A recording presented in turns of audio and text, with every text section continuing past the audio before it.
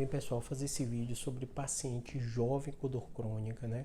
Dor na coluna crônica, que realmente é uma dor limitante, é uma dor que incomoda e muitas vezes o paciente sofre muito. Eu vou explicar para vocês a lógica da doença, né? Os tipos de tratamento, para entender até o que pode ser feito. Vamos lá, né? Primeiro aspecto que a gente olha e gosta de explicar para o paciente é que existe uma doença chamada hérnia de disco, uma doença chamada canal estreito lombar, uma doença chamada doença degenerativa da coluna, que podem dar dor. Esse é um aspecto. O outro aspecto é o paciente com dor crônica lombar. Você fala, Júlio, não é a mesma coisa? Não. Por quê? A dor crônica por si só é uma doença.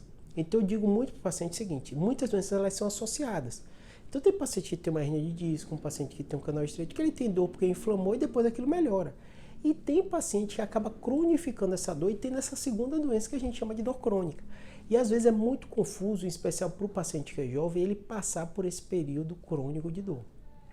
E aí o que acontece? Na cabeça da gente, neurocirurgião, a gente vai pensar, esse paciente tem uma hérnia de disco, tem um problema na coluna lombar que precisa da cirurgia, e a gente vai tratar e tirar ele desse quadro de dor crônica e vai melhorar, ou esse paciente ele tem uma protusão, tem uma doença degenerativa, né, que não é cirúrgica, e eu vou precisar tratar ele com um quadro de dor crônica que ele desenvolveu. Até porque muitos pacientes têm fibromialgia, né, então eles têm a dor lombar, eles têm o hernia de disco, mas tem também uma outra patologia que dá dor crônica para ele. E às vezes para a gente no dia a dia é difícil. Até difícil porque muitos desses pacientes com dor crônica têm transtornos, alguns trabalhos mostram quase 50% a 60% dos pacientes com dor crônica têm transtornos mentais associados. Quando eu digo transtorno mental parece uma coisa forte, mas é mais comum do que você imagina, né? É transtorno depressivo, 5% da população brasileira tem, né? Transtorno de ansiedade, 10%.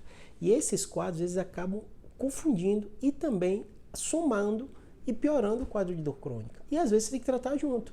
Vai tratar o quadro da hérnia de disco que ele tem, vai tratar o quadro de dor crônica e vai ter que tratar o transtorno depressivo. Às vezes a medicação que a gente usa serve para os dois. Então cansa de eu ter paciente que eu vejo que tem aquele componente de depressão e vou dar um remédio que vai tratar a dor crônica e vai melhorar também. E muitas vezes a gente, neurocirurgião, não consegue resolver e vai mandar para um colega especialista em dor crônica.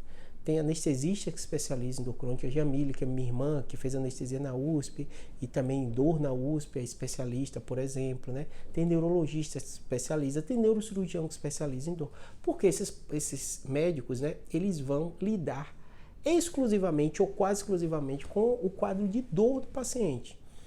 Como eu falei, dor crônica é um tipo de dor, difícil de tratar às vezes são pacientes que às vezes ficam até dependentes de medicações. Então, sempre quando a gente fala de dor crônica, em especial no paciente jovem, tem que ter muita atenção.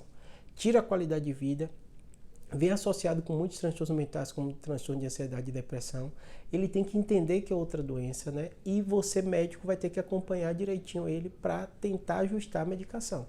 E às vezes ele vai precisar de especialista para tratar isso. Alguns vão precisar de infiltração, alguns vão precisar de bloqueio, vão precisar de risotomia, como eu tenho vários vídeos aqui explicando para vocês, mas é muito individual o quadro e é uma doença, né? Dor crônica é uma doença que tem seu manejo próprio. Espero que tenha ajudado.